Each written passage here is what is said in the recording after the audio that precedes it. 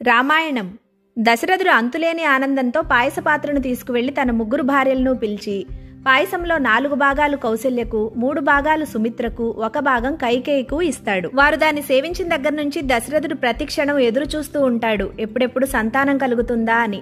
కౌసల్యను పదే పదే వెళ్లి చూస్తూ ఉండేవాడు. ఎందుకంటే ఎన్నిసార్లు చూసినా ఏదో శాంతి కౌసల్య ముఖంలో. ఒక దశలో ఆమెకు నమస్కరించాలనిపించేదట, ఒక్కో దశలో ఆమె గురువులా కనిపించేది. సంవత్సరం గడిచింది. కౌసల్య రాముడికి, సుమిత్ర లక్ష్మణ శత్రుఘ్నులకు, కైక భరతునికి జన్మనిస్తారు. సంతానాన్ని చూసిన దశరథుడు ఆనందంతో నోట మాట రాలేదు. అయోధ్యలో ఎక్కడ చూసినా వేడుకలే.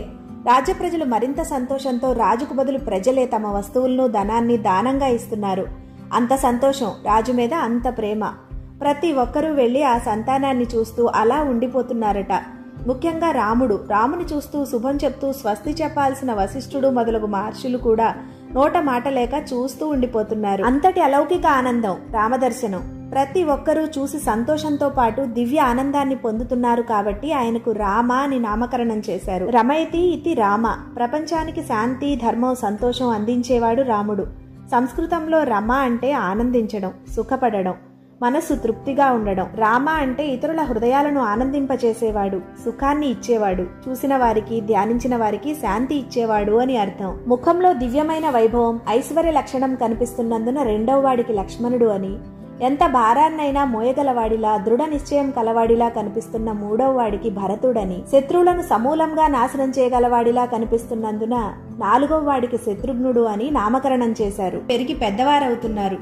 రాముడికి పితృభక్తి, సోదర ప్రేమ, సామాన్య ప్రజలతో కూడా ఎంతో ప్రేమతో మాట్లాడుతాడు.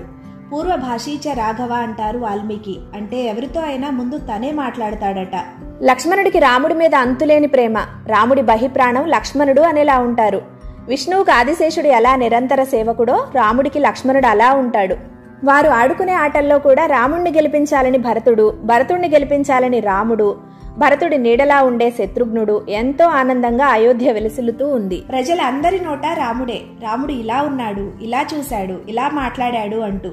ఒకసారి దశరథుడు ప్రజలను అడుగుతాడు, పూర్వం నా పేరు చెప్పేవాళ్లు ఇప్పుడు రామ తప్ప వేరు పేరు లేదు, ఏంటి కారణం అని. ప్రజలంటారు, మీ పాలనలో మేము ఎంతో సంతోషంగా ఉన్నాం కానీ రాముడు వేరు. అయోధ్యలో ఏ ఒక్కరికి చిన్న కష్టం ఉన్నా రాముడి కళ్లల్లో నీళ్లు ఉంటాయి. ఏ ఒక్కరికి చిన్న సంతోషం ఉన్నా బిడ్డను చూసి తండ్రి సంతోషంతో పొంగిపోయినట్లు రాముడు పొంగిపోతాడు అని చెప్తారు అయోధ్య ప్రజలు. అది విని దశరథుడు సూర్యవంశంలో అందరినీ మరిపించేలా రాముడు ఉన్నందుకు పొంగిపోతాడు. జగత్ ప్రథమ మంగళం రామ. తర్వాత కథ నెక్స్ట్ వీడియోలో. Thank you.